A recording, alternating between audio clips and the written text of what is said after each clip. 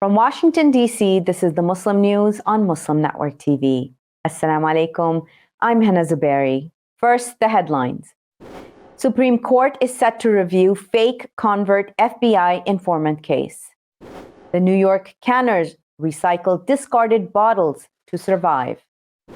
President Biden hosts first pro basketball championship team since Obama.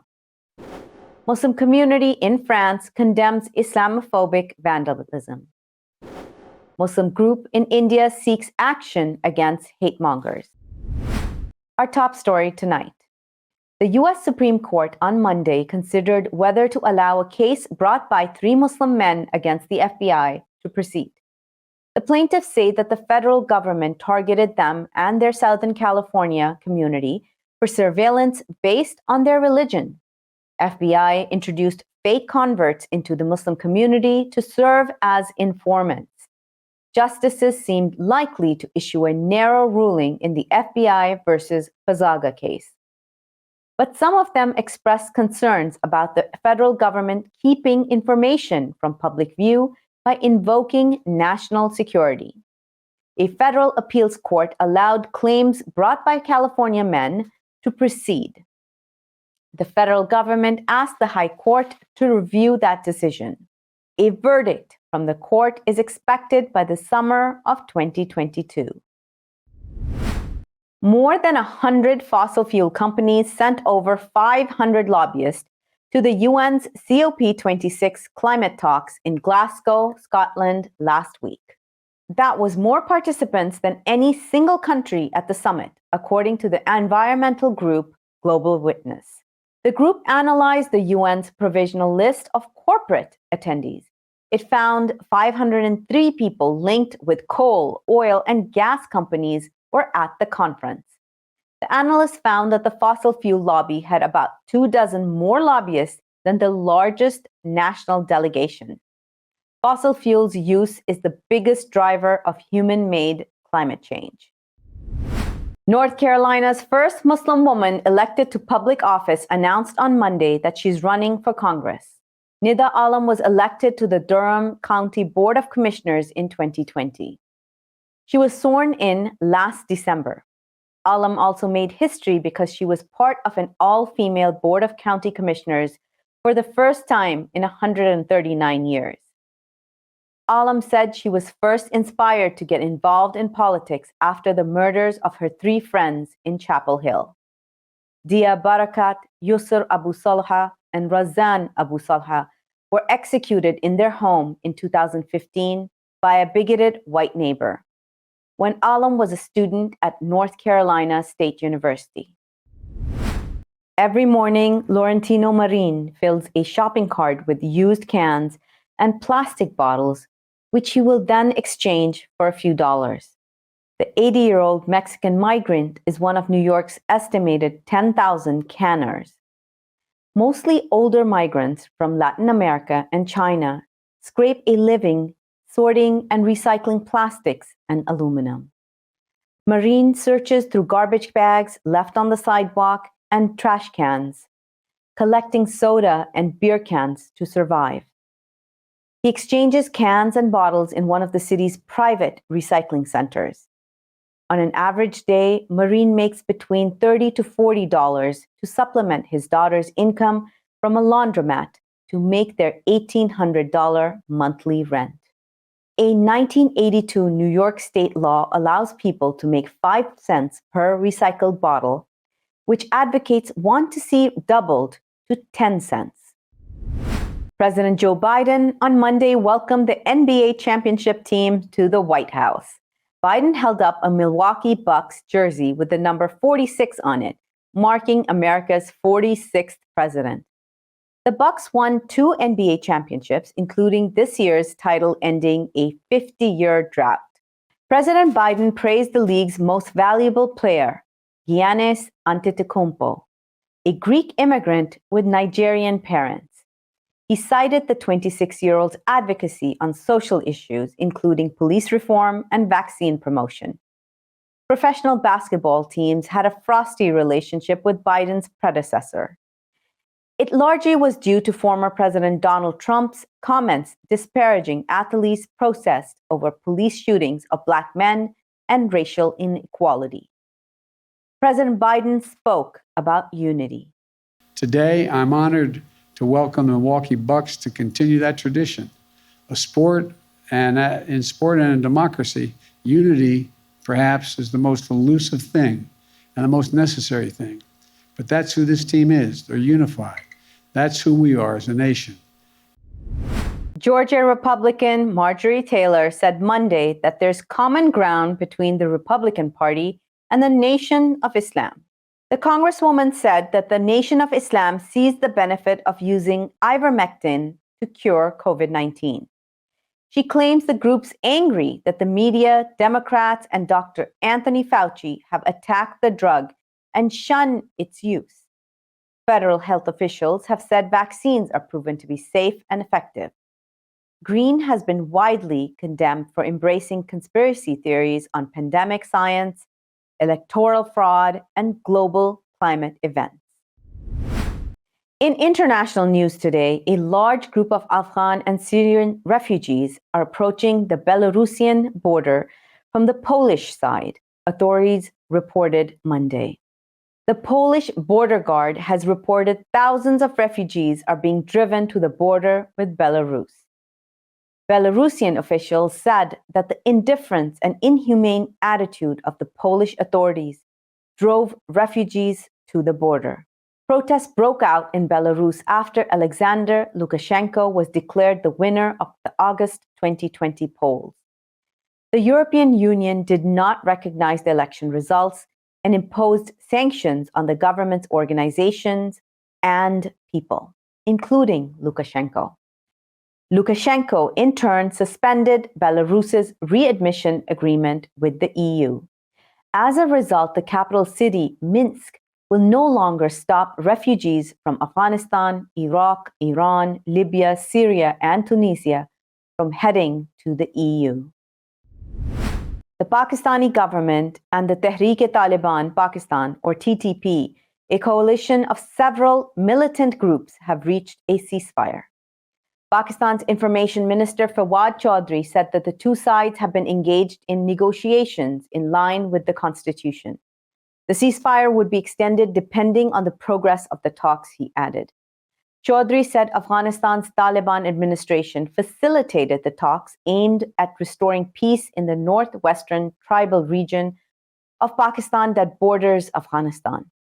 Pakistani Prime Minister Imran Khan recently revealed his government was negotiating with some TTP groups based in Afghanistan to, in his words, surrender. An Irish rights group published a report Monday that found Israeli-made Pegasus spyware was used to surveil employees of Palestinian civil society groups. Frontline Defenders' investigation revealed 6 devices used by employees of the targeted groups, which are based in occupied Palestine, were hacked with spyware. Israel's Defense Ministry designated 6 prominent Palestinian human rights groups as terrorist organization last month. Pegasus spyware is made by the Israeli tech firm NSO Group, which was put on a U.S. blacklist last week. The malware turns phones into pocket spying devices, giving users total access to the target's phone contents. Frontline Defenders revealed the findings in a joint technical report with Amnesty International and the University of Toronto's Citizen Lab. The organization was founded in Dublin, Ireland in 2001 to protect those who work nonviolently to uphold human rights, as outlined in the Universal Declaration of Human Rights. Israel's facial recognition program in the occupied West Bank has cataloged thousands of Palestinians in the past 2 years, according to a report published Monday. Israel's Blue Wolf initiative uses mobile devices to capture photos of Palestinian faces.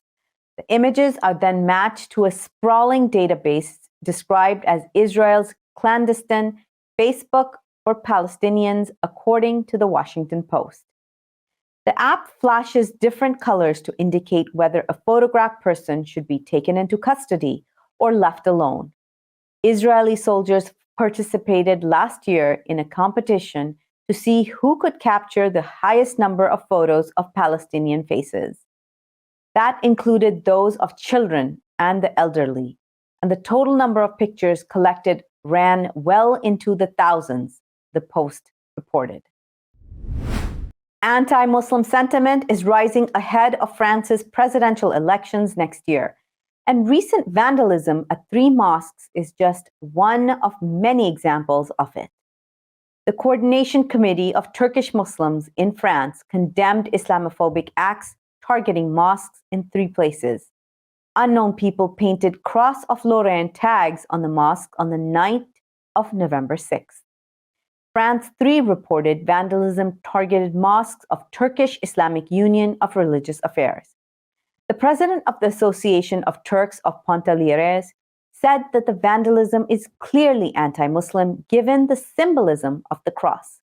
The Lorraine cross symbolizes French resistance to Nazi occupation in the 1940s, according to the report.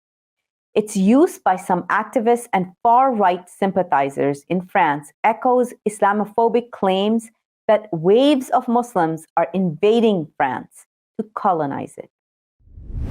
Muslim community members met with the Gurgaon Deputy Commissioner Monday near New Delhi, asking him to take action against those inciting violence against Muslims.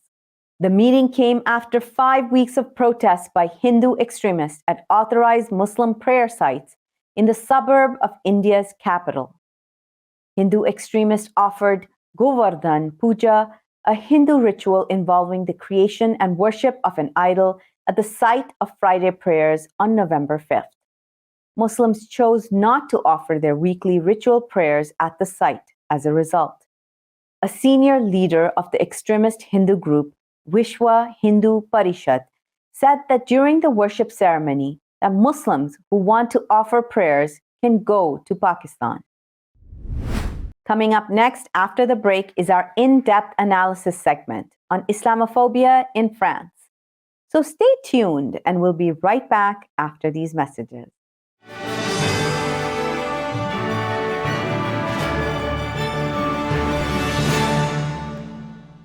If I could be you, and you could be me for just 1 hour.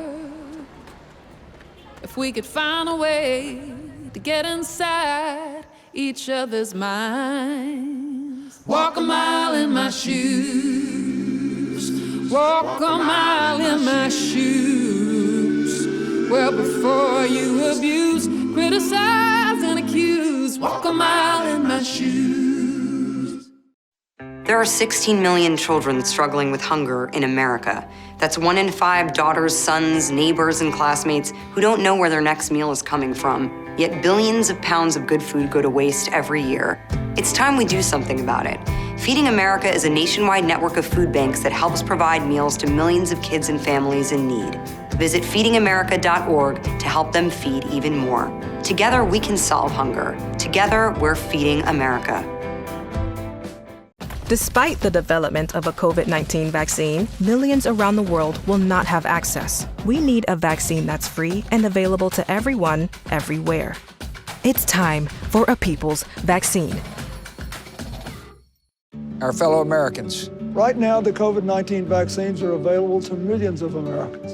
And soon, they will be available to everyone. The science is clear. These vaccines will protect you and those you love from this dangerous and deadly disease. They could save your life. So we urge you to get vaccinated when it's available to you. That's the first step to ending the pandemic and moving our country forward.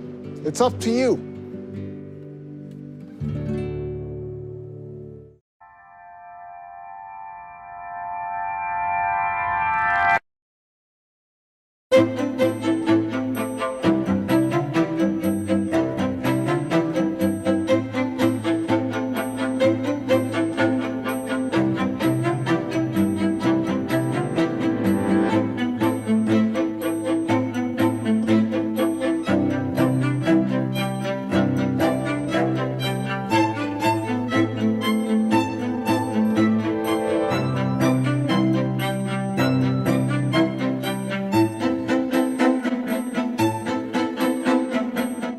I am what hunger looks like in America.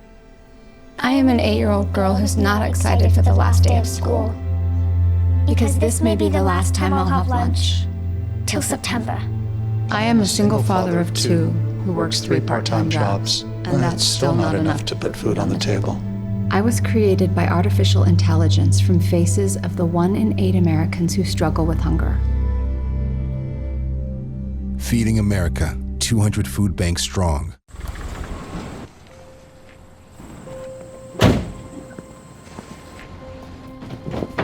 Dad, they took over my bedroom. Come on, come on. Okay, Dad. 1, 2, 3.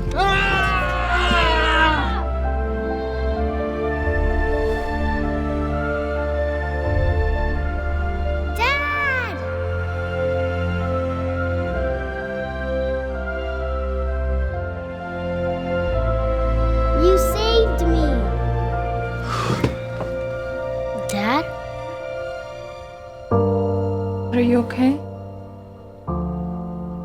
I'm fine, dear.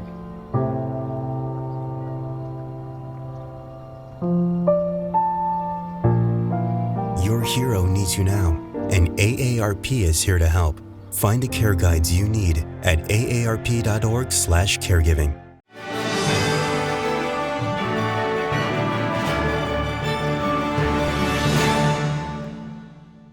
Welcome back. To discuss Islamophobia in France, let's go to Imam Abdul Malik Mujahid.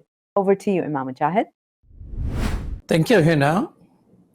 France is doing interesting stuff. I don't know which part of the world are they living. Colonial era probably is still in their mind. There's a lot of things happening there, including closure of the mosque and attacks on Muslim women, even Burkini, gone for swimming, and they are being detained and fined and things of this nature. So joining me today is Maria de Cartena. Assalamu alaikum. Alaikum assalam wa rahmatullahi wa barakatuh. Maria de Cartena is a human rights activist who has been working against these discriminatory laws. Tell us, what is this separatism law? The anti-separatism law, it's a law that creates a group subject to truly derogatory regime based on suspicion, control, intimidation, and repression. It will be an understatement to say that this law that is called to reinforcing the principle of the Republic, while this law actually destroys the Republican principles of freedom, equality, and fraternity, as well as the secularism, since French state interfered in the religious practice and worship of the Muslims in France. Unreasonable search, threat of evictions, dissolution of association, and mosques closure were a few months ago illegal, and now it's the norm.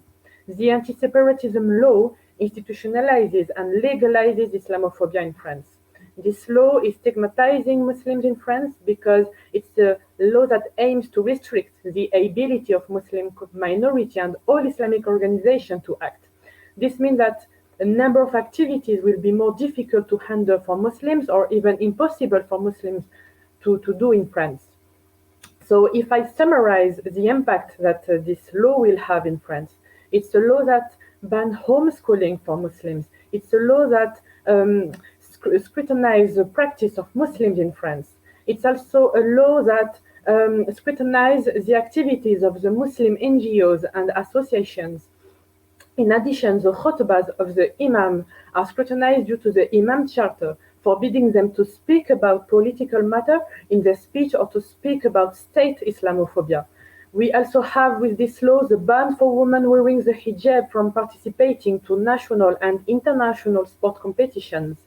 And we also have the ban of the burkini in swimming pool and public places. So the aim of this law is to dismantle all visible Muslim religious expression or political expressions. This law is to dismantle, again, as I was saying, all political Muslim expression. Normal citizens, we have two different of citizens in France. So as I was saying, normal citizens and under citizens who do not have the same rights and freedoms as the rest of the French population. Clearly, This law is a political, economic, and social apartheid for Muslims living in France. It's not Muslims who are separatists. It's the French government which is creating the separation with the Muslims community. So we must expose the French hypocrisy on its way to treat Muslims in France. And France is not a land of freedom and nor the land of liberty, equality, and fraternity, but the land of systemic Islamophobia. You're saying the anti-separatism law, in a nutshell, is a separatism law, is forcing Muslims to be separated from the society. Isn't that true? Yeah, what I'm saying is it's not the Muslims who are separatists, because the French government is saying that Muslims are separatists, and that's why a part of the community is Islamist than separatist. But the issue is that the French government is making a separation with its Muslim community, because the French government does not accept that there is Muslims who are practicing their faith and who are organized by Muslim NGOs or associations or political parties. They do not accept that. Tell us this, when did France turn in this direction, or France has always been like that? France benefits from non-Muslim population abroad, from the image of a country of human rights, even from Muslim population abroad, from a country of human rights in which the notion of freedom and equity have been associated. Obviously, we as French Muslims are well positioned to consider that this statement is wrong. During the debate on the separatism bill and since the adoption of this legislation, the closure of mosques, as I was saying earlier, the dissolution of Islamic NGOs and organizations, the scrutiny of Islamic schools, and the dehumanization of Muslims, especially all visible Muslims, has become a national sport. Muslims in France are targeted and harassed 24/7 on TV news and newspaper by almost all the French political class and journalists. If you aggregate the results in the polls of the Islamophobic candidates, they are reaching 85% of voting intention. Islamophobia reaches all political parties, from the far right to the far left. So there is currently an assault on Muslim human rights in France. I would like to bring to the audience that the current government comes from the Liberal Party. It's a centrist party. It's not a far-right party. And the previous government came from the leftist party. So all the freedom-destroying laws were voted by traditional parties and even by left parties in France. So this is to show you that Islamophobia and racism in France has nothing to do with the parties, but with the system. It's a systemic racism and state Islamophobia, especially with the anti-separatism law now that include in the French legislation Islamophobic provisions, which are derogatory and restrict individual freedoms.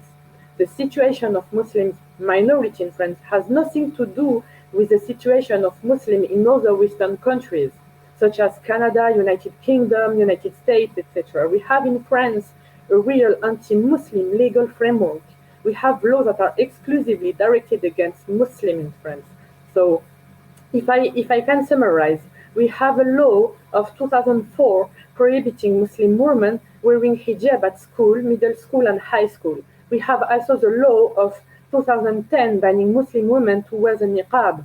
We had a ministerial circular in 2012 banning Muslim mothers wearing hijab to go with their children to school trips. And now we have the anti-separatism law.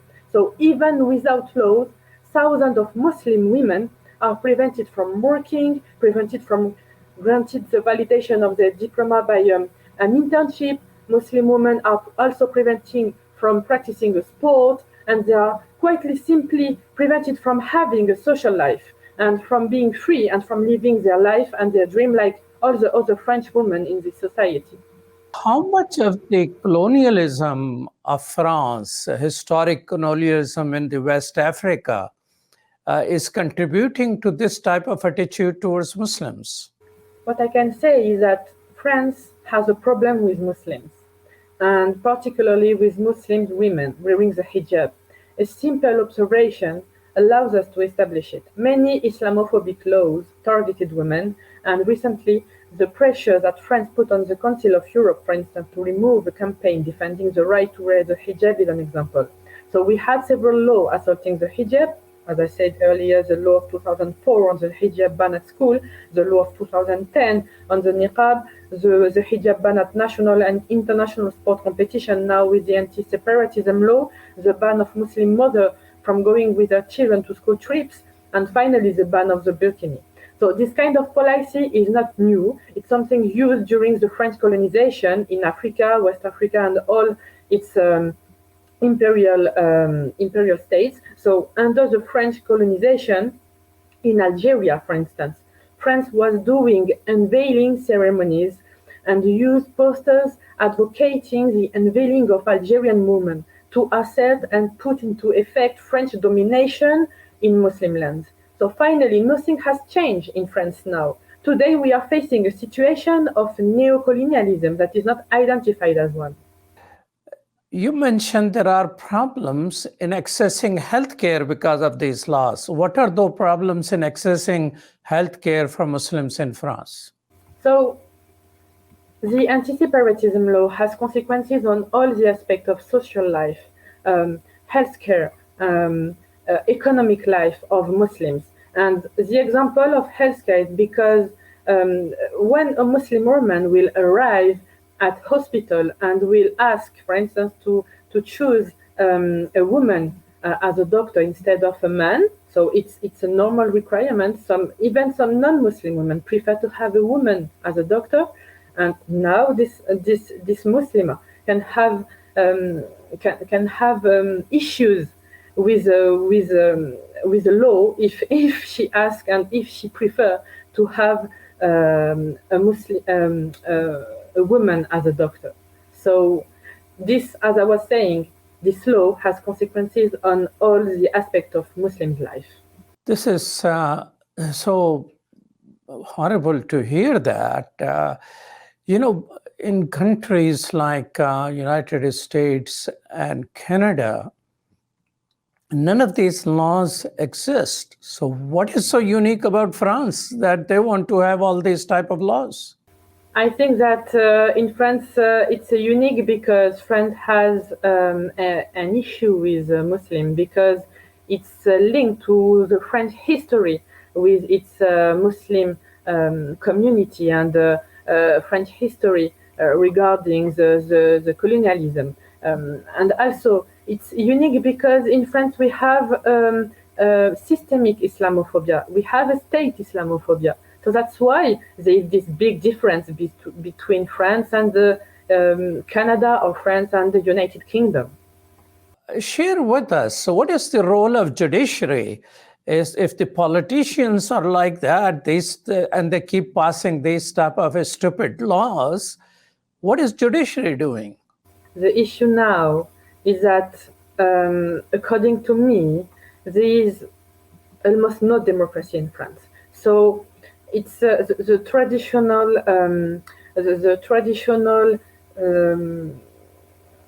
difference between the traditional separation of the powers, so the judiciary, the legislation power, and the power of the presidency was separated, but now everything is mixed up. So when now the government say to the judiciary, so to pass a law, we don't have the Conseil constitutionnel, the judiciary that is protecting us and protecting the Muslims now.